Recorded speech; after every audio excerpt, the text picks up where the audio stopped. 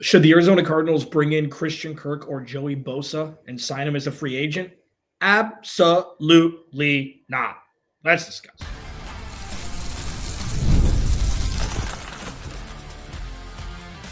You are Locked On Cardinals, your daily Arizona Cardinals podcast.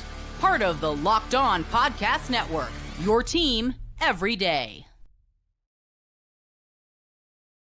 See here, follow me on Twitter, Clancy's Corner. Follow the podcast at Locked On AZ Cards. Thank you for making Locked On Cardinals your first listen, free wherever you get your podcast and on YouTube. Part of the Locked On Podcast Network, your team every day. Free agency's right around the corner, baby. There's already some trades happening around the league, some players being released, and I think it's time to do an absolutely not show and then an absolutely show tomorrow regarding the free agents and who I think the Cardinals should bring in today, who they should absolutely avoid. I don't know why we have to have this conversation surrounding Christian Kirk. I don't know why we have to have this conversation surrounding Joey Bosa. What I do know is the theory that the Arizona Cardinals need to approach free agency with, and I'll discuss that in the third segment. But first, Christian Kirk, no. Well, he'd be an upgrade to Greg Dortch, and he played in the slot. No. Absolutely not. It's not even about the history. It's not even about, because I will say, I do believe that Cliff Kingsbury misused Christian Kirk. I don't think he could have been utilized to the level of his skill set as a younger receiver when he was here. I do believe that that's fact. So I do think that the Cardinals failed him in some respect. But the dude, aside from having a 1,000-yard receiving season in 2022, when he and Trevor Lawrence were on the same page, he played all 17 games. He looked good. That was the only year of his career since being drafted in 2018 where he played the entire season. So with that alone, he's played 19 games in the last 2 years combined. He's had 4 touchdowns. I don't understand. What's the upside? It doesn't make any sense. It's like the Stockholm Syndrome thing all over again. It's like, oh yeah, let's go do things so the Cardinals continue to lose because that's all they know. That's how people think. That's what Stockholm Syndrome is. It's falling in love with your captor. Or not falling in love, like romantically. It's a relationship between a captor and captee. It's like, no, release. No Christian Kirk. And there's a couple reasons why. Okay, it's not just about the player. Because, listen, on top of that, there are 12 veteran wide receivers that are going to be free agents. A lot of them. Keenan Allen, Chris Godwin, a bunch of guys. And Christian Kirk shouldn't even make the list of the top 12. Amari Cooper. Here's the thing. The Cardinals brought Zay Jones in last year and forgot that he was on the team after his 6-game suspension. He played 0 role on this team. 0. And I think it's very difficult to navigate, while it's a fantastic problem to have, very difficult to navigate a wide receiver room when your best pass catcher is a tight end. It's just a different dynamic. It's different. What I don't understand when people are like, oh, the Cardinals should draft a wide receiver at 16 or draft a wide receiver if they trade back in the first round, where are you going to put him? There's so many other needs the Cardinals have on offense, more than wide receiver. And that's something that I've been having conversations with people about, and they're like, what do you mean? They need all the wide receiver help they can get. Go with me here. I've alluded to this in the past. I will re-energize, for positively or negatively, depending on the person, my thoughts on the wide receiver room. Because Trey McBride is wide receiver 1. He is. He's the first option in the pass game. Until Marvin Harrison Jr. extracts that control from Trey McBride's hands, that's what it's going to be. You hope that he and Marvin Harrison Jr. are going to be jockeying for position for the next decade. I mean, that's the hope. But for me, they've got their wide receiver 2 in Marvin Harrison Jr., which he is right now, and their wide receiver 3 split into 2 guys who do incredibly different things at a pretty high level when given the damn opportunity in Michael Wilson and Greg Dortch. I don't think the Cardinals need to spend any money in the wide receiver room. But if they do, a 1-year deal for a veteran receiver, a 2-year deal with a team option after the first year for under $6 million is the way to go. They've got the tools. They just need to use them. So the idea that Christian Kirk would be an upgrade over Greg Dortch, we don't know that. Truly. And this isn't like I'm playing against the whatever they call the masters of chess, Magnus Carlsen. Oh, I'm playing Magnus Carlsen in chess tomorrow. You think he's going to win? We don't know yet, but we do. Like it's a formality. We genuinely don't know if Greg Dortch is a worse option than Christian Kirk. Genuinely. Because Greg Dortch hasn't been utilized at all, except for garbage time in the preseason and garbage time after the Cardinals are eliminated from the playoffs. And that's one of the biggest things. As a restricted free agent, I'm bringing Greg Dortch back and I'm featuring him. Whenever he gets featured in the offense, he produces. It's not like a confirmation bias thing because I saw him run a fun route or run a slip screen in week 17 against the Rams. I'm like, where the hell has that been? Or week 18? It's like, where the hell has that been? It's like, that's always been there.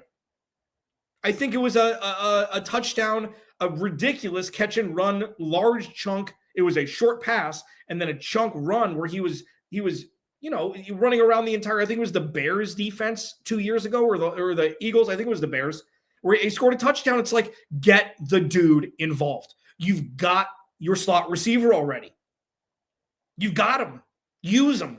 There's no reason to go spend money on a retread wide receiver who, he grew up in Arizona. Who cares? That's one of the biggest, who cares? It doesn't matter. It doesn't matter. Oh, Cam Scatterbo went to Arizona State. Oh, that's close. Who cares? Genuinely, who cares? It's one of the biggest fallacies in sports. There are zero redeeming qualities to bringing Christian Kirk back.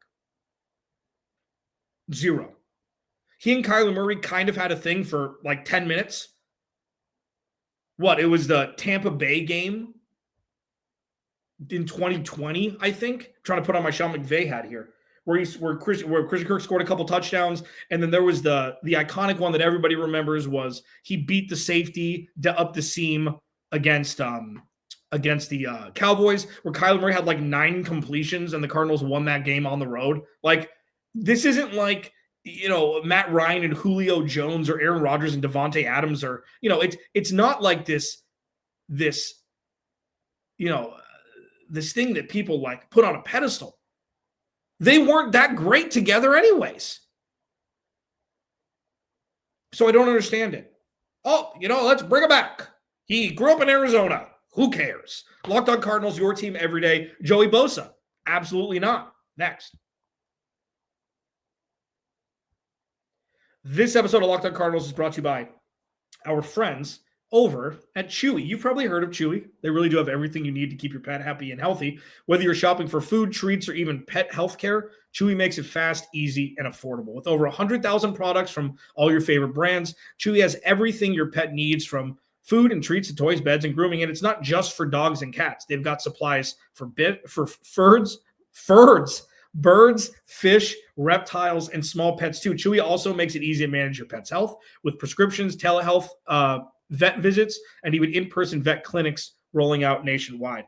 AutoShip is a game changer. You can set up automatic deliveries for food, treats, or any essentials so you never run out. You can easily change or cancel anytime. Chewy has everything you need to keep your pet happy and healthy. Right now, you can save $20 on your first order and get free shipping by going to chewy.com or clicking the link in the description. Save $20 off your first order with free shipping by clicking the link in the description. Minimum purchase required. New customers only. Terms and conditions apply. See site for complete details.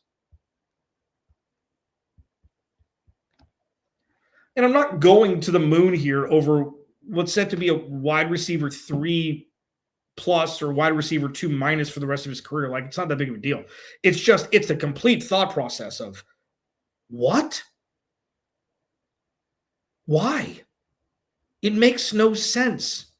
I don't care that he played here. I don't care that he grew up here. If those have part of the reason why you want to sign somebody, That should be your first reason, is to show that you're grasping at straws to validate or rationalize bringing in a wide receiver who didn't play that well when he was here and hasn't played played a full season in 3 seasons. And that was the only full season of his career. It's a nice player. They don't need him.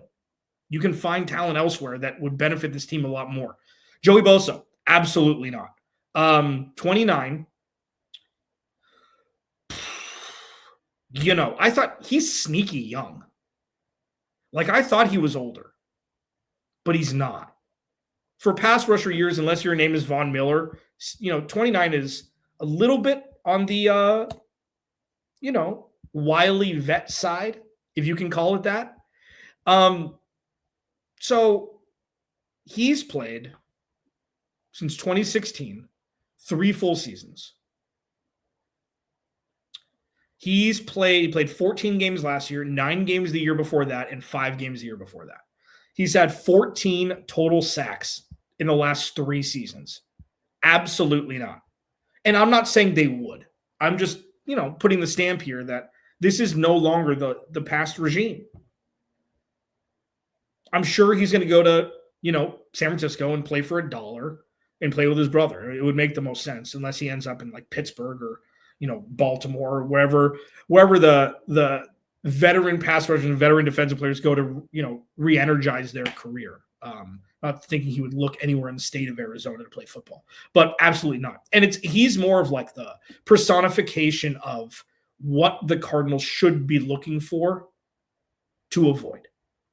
And this isn't a J.J. Watt situation whatsoever. J.J. Watt added a lot of value to this team.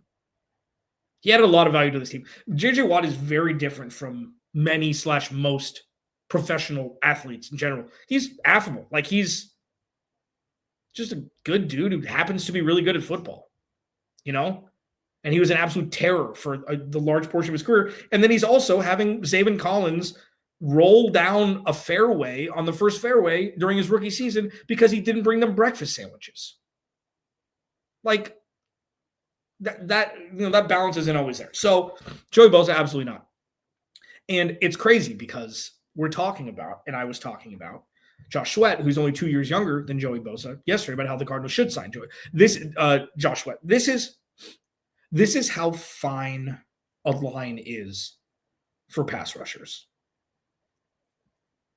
Taking away the 1%ers, taking away the all-world guys. 27 to 29 may as well be, 25 to 40. It's a huge, huge jump. And you could still look at Joey Bosa and be like, man, you're 29. You did, when you're healthy, you're putting up numbers. The best ability is availability. And Joey Bosa ain't available a lot. Now, say he was, and say that we're cutting him for salary cap purposes, and he played 80% of games during his career, we'd be having a different conversation. I also think that they probably would have found a way to keep him if that were the case. But no. Just because he's a pass rusher, just because he's been elite at times, doesn't mean the Cardinals should look him up. And they won't. Monty. Ain't gonna happen. And that's a good thing. That's a good thing to me. The defense is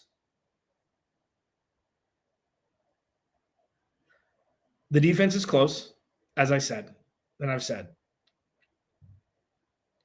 But you can't force the fit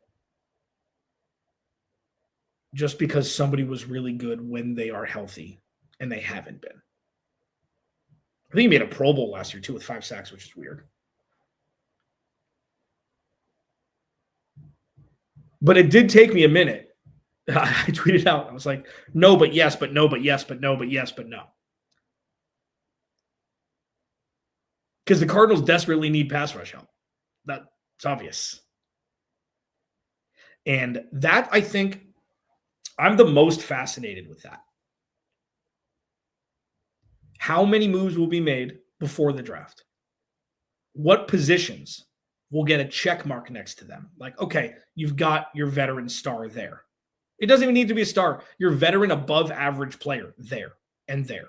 Bijay Ojulari comes back. Darius Robinson gets his first full year healthy.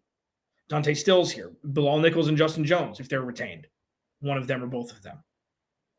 It's going to be fascinating to see exactly how that front is formulated, because now it's a tabula rasa. It's a clean slate. There's nobody there.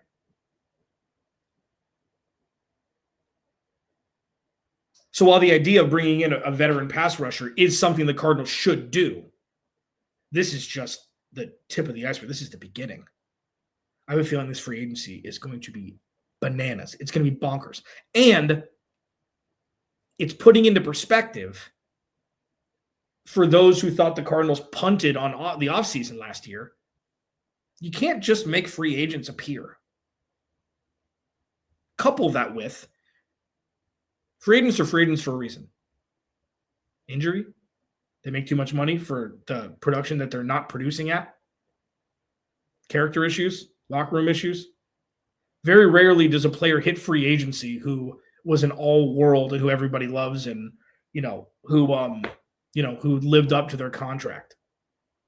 Very rarely. Like never. Unless, somebody chooses to retire and then comes out of retirement or, has a neck issue that keeps him out for a year and then he goes and signs with the Broncos. Like, it doesn't happen. It doesn't happen. So it's going to be something that obviously will be fun to monitor. It's going to be something that the Cardinals hopefully will get multiple opportunities to bring in difference makers. That's what you hope. But I'll tell you this. Joey Bosa has been a big name in this league for a long time, going on 10 years. The fact that he just got cut, cap casualty, shows that roster construction is different and continues to evolve and change right when somebody doesn't live up to their contract. See you. Especially if injury concerns are in play. That's why the theory behind what the Cardinals free agency should look like in 2025 is so important. I'll discuss that next. Locked On Cardinals, your team every day.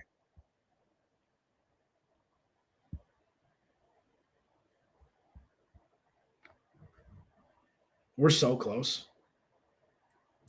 We're so damn close. Because here's the thing. This is it.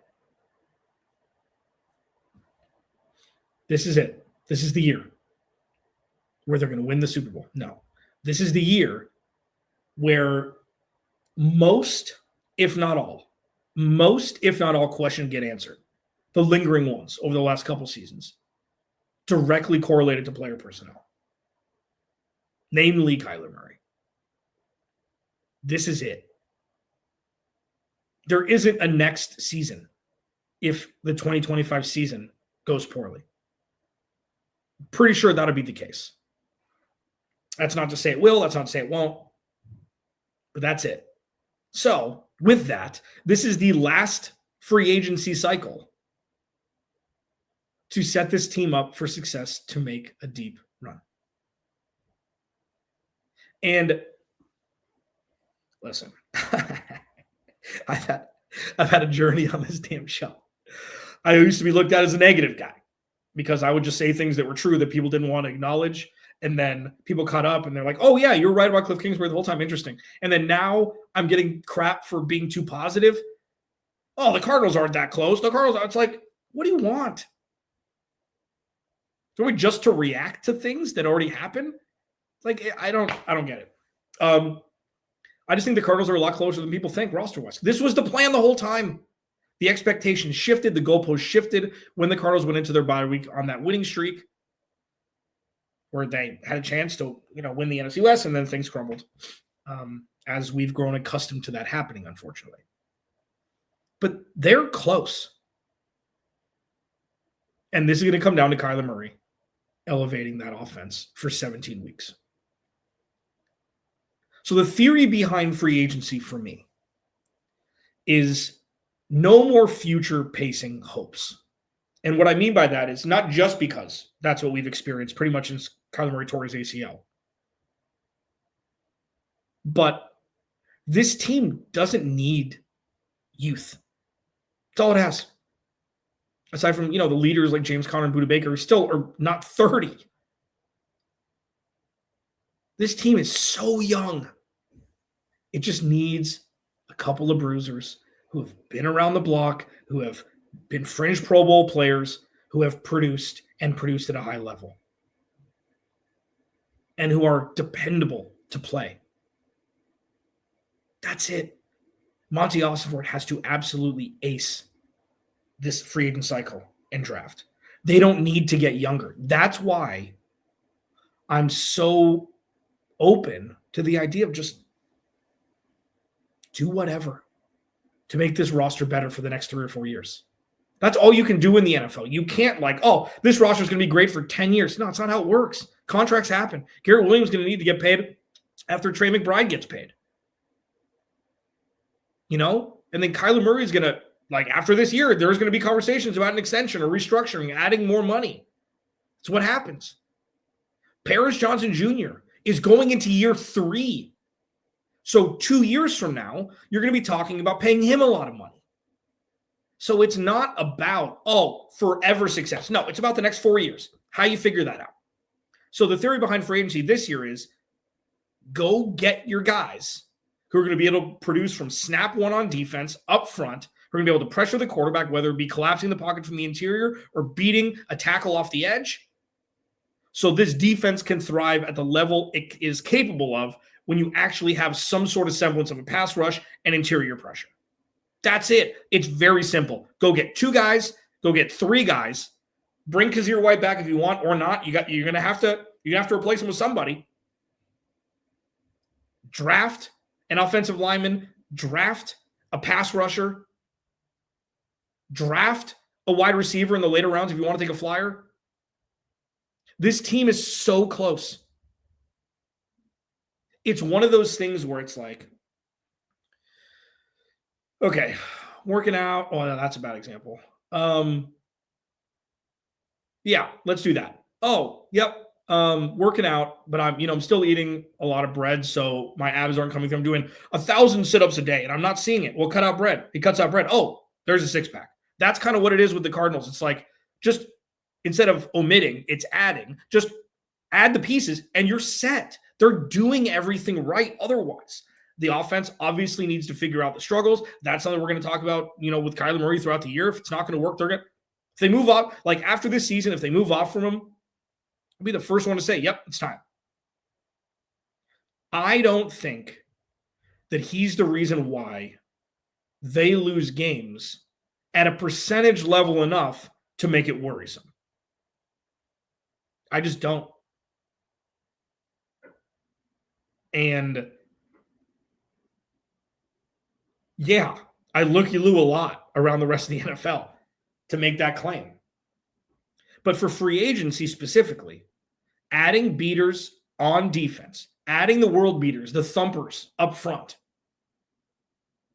that will allow B.J. Ojulari and Darius Robinson to kind of maybe take over those roles in, next year and the year after, allowing this secondary to thrive. It unlocks everything. So that's why I'm so hell-bent on them drafting offense in the first round, offensive line specifically, because they don't need to wait for the draft to round out the defense. At least take it from that jump where, say you're at a 0 now, to get to a 75 or 80. It only takes a couple pieces up front. And then you can draft a pass rusher or an interior defensive lineman in the second round. It's such a deep draft for that.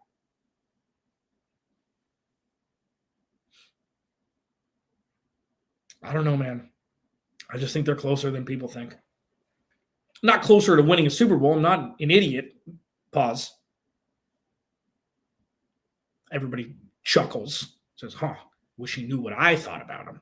When he spews out of his big dumb face. Anyways, who the Cardinals should absolutely go after in free agency tomorrow. Until then, remember, without you, there is no me. I'll talk to you tomorrow.